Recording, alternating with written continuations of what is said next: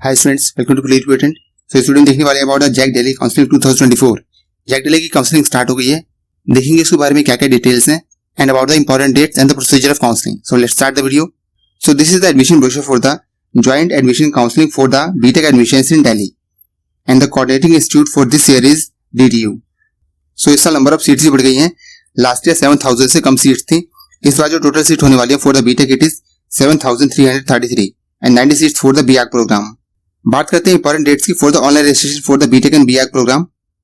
So commencement of the online registration and choice filling ये start हो गया 31 मई से and last date for the online registration and choice filling 23 जून को। सो 31 मई से 23 जून के बीच में जो फॉर्म फिलिंग है वो कर सकते हैं। जो फीस रहने वाली है वो रहने वाली है 1500 रुपीज और ये 5 इंस्टीट्यूट पार्टिसिपेट करते हैं the JAC Delhi, DTU, NSUT, IGDTU, IIT Delhi और DSU। ये 5 इंस्टीट्यूट पार्टिसिपेट करते हैं for the BTech and BArch programme. IGDTU में आपको बीटेक और MBA इसका ड्यूल डिग्री भी मिल जाएगा ऑफ 6 ईयर ड्यूरेशन। इसके अलावा इसमें जो BArch प्रोग्राम है वो भी मिल जाएगा ऑफ 5 ईयर ड्यूरेशन और NSUT में भी BArch मिल जाएगा for the 5 year duration. So DTU में कौन कौन से ब्रांचेस हैं देख सकते हैं list. It is for the NSUT main campus. कौन कौन से ब्रांचेस अवेलेबल है यहाँ पर। This for the NSUT east campus and this for the NSUT west campus. तो देख सकते हैं आप कौन कौन से ब्रांचेस अवेलेबल है, उसके अकॉर्डिंग आप अपना डिसीजन ले सकते हैं। This is for the IGDTU, the branches available are here. This is for the IIT Delhi and this is for the DSU। इसके अलावा DSU का Okhla campus, Pusa campus, Shakarpur campus, यहाँ सब भी ये सब जो ब्रांचेस हैं इस साल ऐड हुई हैं। लास्ट ईयर नहीं थी मगर इस साल से सब ब्रांचेस जो हैं इन सब इंस्टीट्यूट में ऐड हो रही हैं। तो ये देख सकते हैं आप टोटल लिस्ट कौन कौन सी ब्रांचेस ऐड हुई हैं किस किस इंस्टीट्यूट में। सो ये सब दे रखी है इंस्टीट्यूट के बारे में कुछ बातें।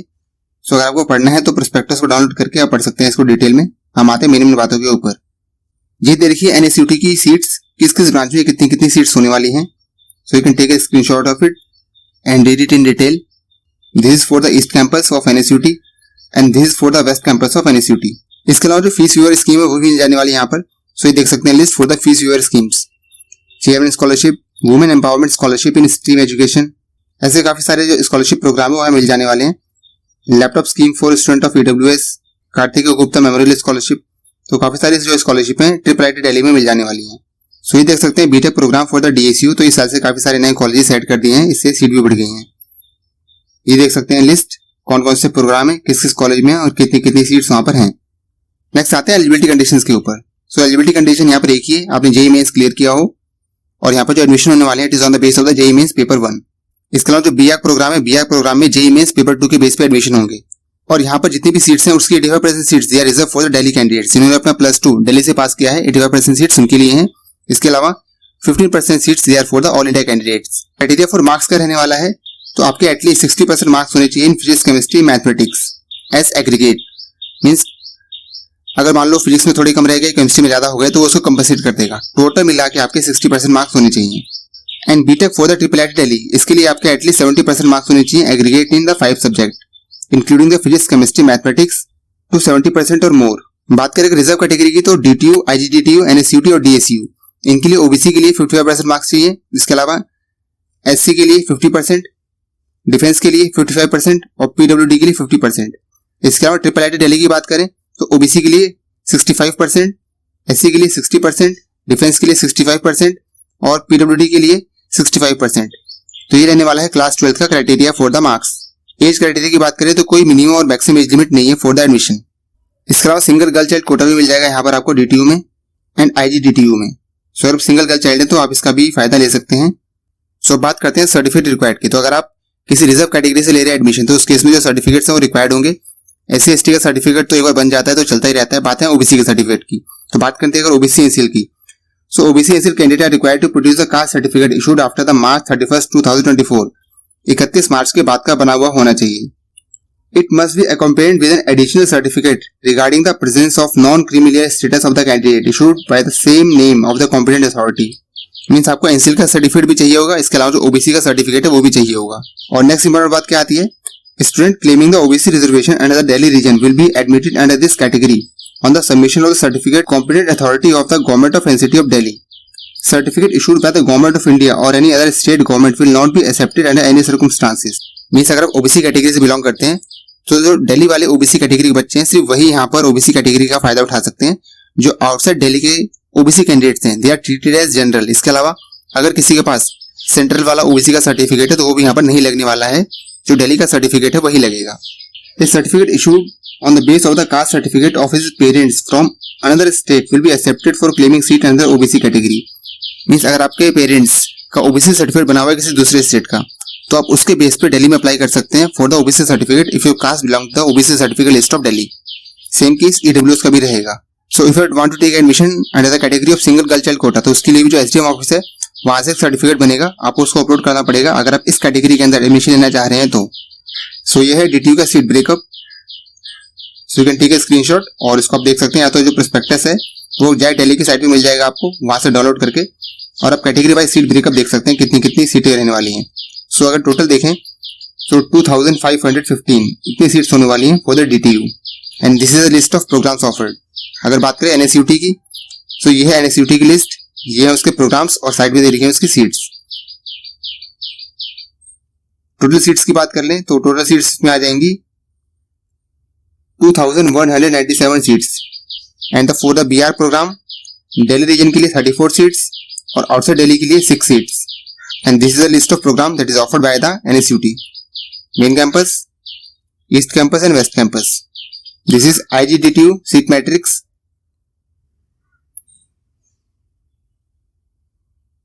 So total seats is 1092. This is for the triple IT Delhi seat breakup for the different courses. Till here it is for the Delhi and from now it is for the outside Delhi. Total seats are 523 and these are the program list. Next, DSU. So for the 85% Delhi quota and for the outside Delhi quota. Next देखते हैं procedure क्या रहने वाला है for the online counselling. सो आपको visit करना है jackdelhi.admission.nic.in। इस साइट पे जाके आपको वहां मिल जाएगा ऑनलाइन रजिस्ट्रेशन लिंक, और उस लिंक पे क्लिक करके आपको अपना जेईई मेन का डालना है एप्लीकेशन नंबर, इसके अलावा name as per the JEE admit card और date of birth as per the JEE application, यही तीनों डाल के आपको कर लेना है वहां पर लॉगिन। फिर आपको करना है अपना मोबाइल नंबर और ईमेल आईडी वेरीफाई, एक बनाना है पासवर्ड बना के आप एंटर कर जाएंगे मेन साइट पे, वहां पर भरनी है आपको सारी डिटेल्स, डॉक्यूमेंट वगैरह अपलोड करने हैं, चॉइस फिलिंग करनी है। आप चॉइस को लॉक मत करना, क्योंकि एक बार आपने लॉक कर दिया तो उसके बाद आप उसको दोबारा चेंज नहीं कर सकते। सो चॉइस फिलिंग जो है जो आपने कर दी है वो ऑटोमेटिकली लॉक हो जाती है, तो उसमें टेंशन की कोई बात नहीं है कि आपने लॉक नहीं किया। अगर आपने लॉक कर दिया आपको दोबारा चेंज नहीं कर सकते उसको, इसलिए लॉक मत करना, अपनी प्रेफरेंस भर के छोड़ देना, ऑटोमेटिकली लॉक हो जाएगा वो। इसके अलावा वहां पर आपके डालनी है बैंक अकाउंट की details. After successful completion of the verification of the email ID, candidate need to complete the JAC Delhi application form in the following steps. On completion of the application form, candidate need to upload all the relevant documents. So क्या क्या document आपको चाहिए होंगे upload करने के लिए? So marksheet of the qualifying examination class 12 की marksheet, अगर मार्कशीट नहीं आई है तो जो ऑनलाइन रिजल्ट निकला है उसको भी आप अपलोड कर सकते हैं। इसके अलावा क्लास 10th की मार्कशीट, इसके अलावा bonus point document for the triple IT Delhi, like आपने मैथ्स ओलंपियाड वगैरह में पार्टिसिपेट किया है, उसको जीता है, तो उस केस में जो बोनस पॉइंट मिलते हैं ट्रिपल आईटी में वो मिलेंगे, अगर है इन केस तो आप वो डाल सकते हैं। इसके अलावा अगर किसी पर्टिकुलर कैटेगरी से बिलोंग करते हैं तो वो वाला सर्टिफिकेट, डिफेंस कोटा से बिलोंग करते हैं तो वो सर्टिफिकेट, मींस जो भी कैटेगरी आप क्लेम कर रहे हैं उसका सर्टिफिकेट आपके पास होना चाहिए। इसके अलावा एक कैंसिल चेक अपलोड करना है। Once application form is complete in all respect and all the required documents have been uploaded, the candidate will not be permitted to edit और change the details in the registration form. एक बार जैसे आपने कर दिया, सारे चीजें भर दी, डॉक्यूमेंट्स अपलोड कर दिए, तो 1500 रुपए की फीस पे करनी है आपको। आपने सब कर लिया, उसके बाद करना है आपको चॉइस फिलिंग। इसके अलावा जो भी आपने भरा है उसका एक प्रिंट आउट लेके रख लेना। सो सब कुछ हो गया है, रजिस्ट्रेशन हो गया, फीस पेमेंट हो गई। उसके बाद आपको दोबारा से लॉगिन करके और चॉइस फिलिंग स्टार्ट करनी है। So after successful registration and fees payment, candidates are required to visit the website jackdelhiadmissions.nic.in and again fill the choices for the seat allotment. So जो कैटेगरी आपने भरी है उस कैटेगरी के अकॉर्डिंग जो seat matrix है वो सारी शो हो जाएंगे। लाइक जो गर्ल्स हैं उनको डीटीयू, आईजीडीटीयू सारे कॉलेजेस दिखेंगे, मगर जो बॉयज हैं उन्हें आईजीडीटीयू नहीं दिखेगा। सो अपनी चॉइस और अपनी कैटेगरी के अकॉर्डिंग जो चॉइस फिलिंग है वो करनी है, और जो चॉइस फिलिंग करनी है वो अपनी प्रायोरिटीज के अकॉर्डिंग करनी है। लाइक आपको अगर टॉप में सीएस चाहिए तो सीएस ही भरना, ये नहीं कि आपकी अगर रैंक कम है तो आपने सोचा कि हमको लोअर वाली ब्रांच भर देते हैं, क्या पता सीएस उठे ना और आपने भरा नहीं है तो आपको मिलेगी नहीं।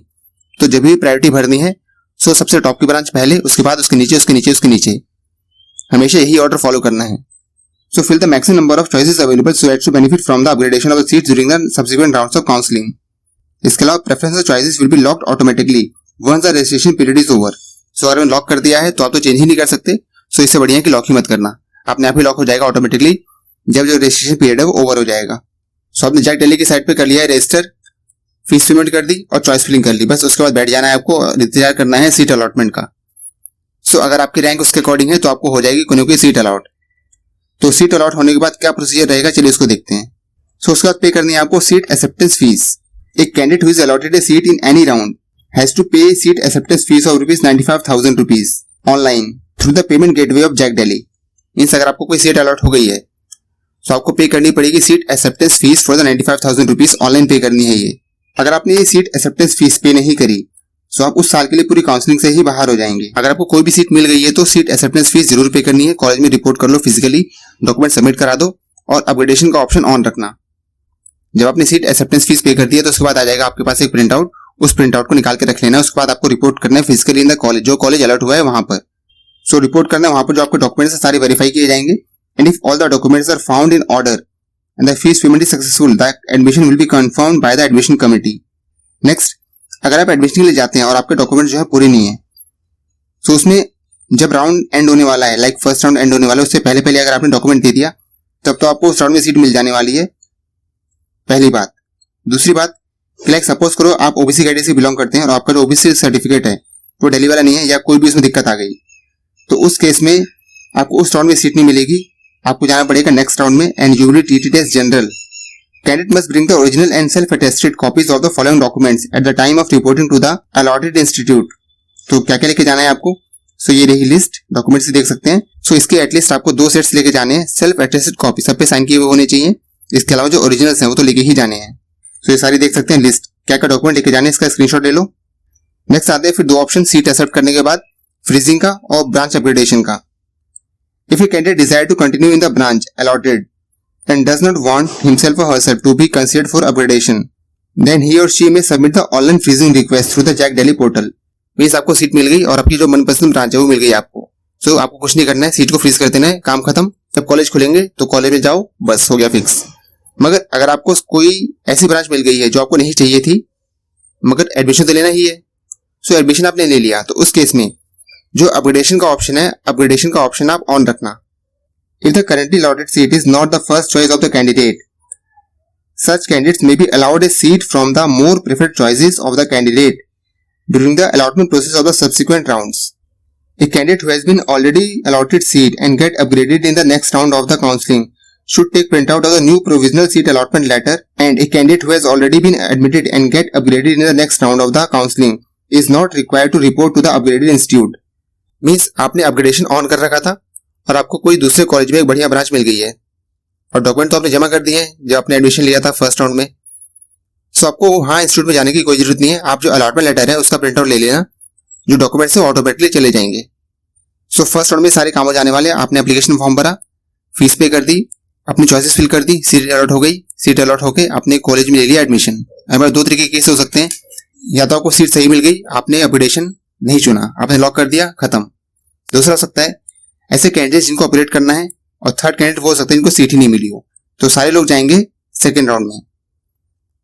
तो सेकंड राउंड में पहले टाइप के कैंडिडेट्स कौन हो सकते हैं, जिनको सीट ही नहीं मिली हो। इसके अलावा दूसरे टाइप के कैंडिडेट कौन हो सकते हैं, who had been allotted seat in the first round of counseling, paid the prescribed acceptance fees and got document verified successfully and didn't freeze the seat। Means upgradation on कर रखा है उन candidates ने। तो पहले कैंडिडेट जिनको seat ही नहीं मिली, दूसरे कैंडिडेट जो कि अपनी सीट से खुश नहीं है, उन्होंने अपग्रेडेशन ऑन कर रखा है। और थर्ड टाइप के कैंडिडेट्स कौन होंगे, who were allotted seat in the first round of counseling, paid the seat acceptance fees as required for the admission, but उनके डॉक्यूमेंट से लाइक कैटेगरी सर्टिफिकेट वगैरह में दिक्कत आ गई जिसकी वजह से उनका एडमिशन नहीं हुआ था। वो लोग भी जाएंगे नेक्स्ट राउंड में with the change category, they are treated as general. तो 3 टाइप के लोग जो है ये आ जाएंगे इन द सेकंड राउंड। सो जो पहले टाइप के कैंडिडेट्स जिनको सीट नहीं मिली थी, अगर उनको इस राउंड में सीट मिल जाती है तो उनको वही काम करना है जो फर्स्ट राउंड में किया गया था। सीट एक्सेप्टेंस फीस पे करनी है, कॉलेज में जाकर रिपोर्ट करना है, डॉक्यूमेंट वेरीफाई करा लें अपने।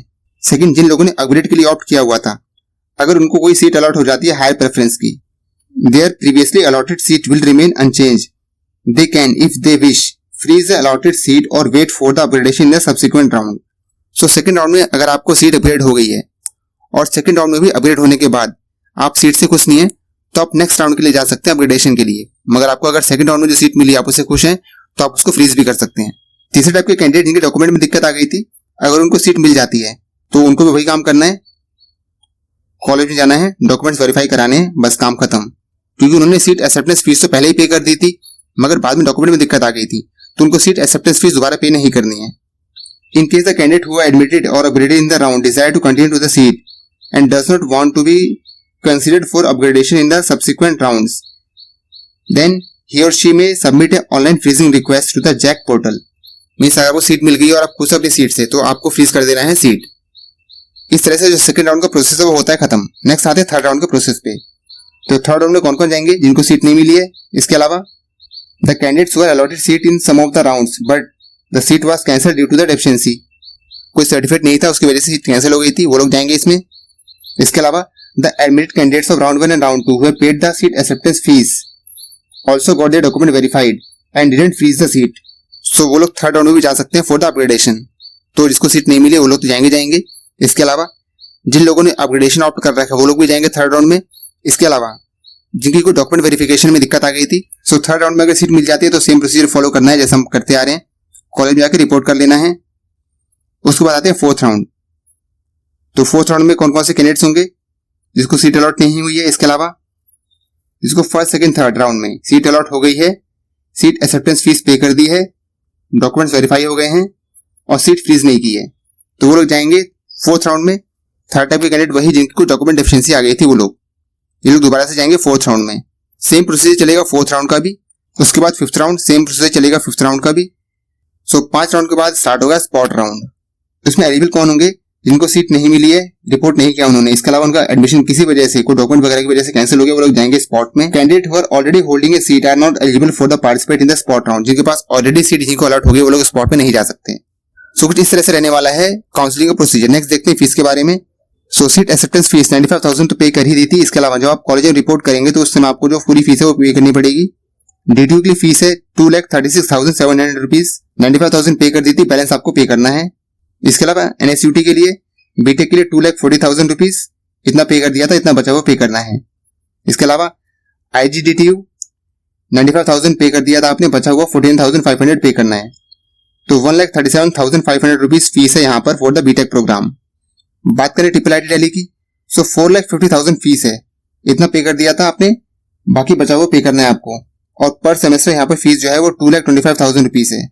DSU की बात करें 1,91,300 रुपीज फीस है, इतना पे कर दिया था, बाकी बचाओ पे करना है। बाकी second year, third year, fourth year इनकी फीस देख सकते हैं आप।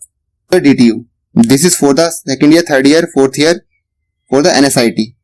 IGDTU second year, third year, fourth year. IIIT Delhi second year, third year, fourth year and this for the DSU second year, third year, fourth year.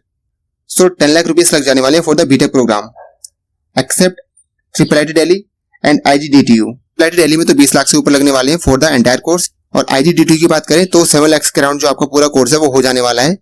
So this is counselling procedure detail for the BTech program in Delhi and BAc program for the JAC Delhi portal. Total seats fees for the BTech institutes in Delhi. So counselling start है, अगर आपको भरना है तो आप भर सकते हैं। पहले जो डॉक्यूमेंट है इसको डिटेल में डाउनलोड करके पढ़ लें, उसके बाद जो पूरा प्रोसीजर है वो स्टार्ट करें। So that's all for now, will meet in next video with some other topic. Till then be focused and keep studying.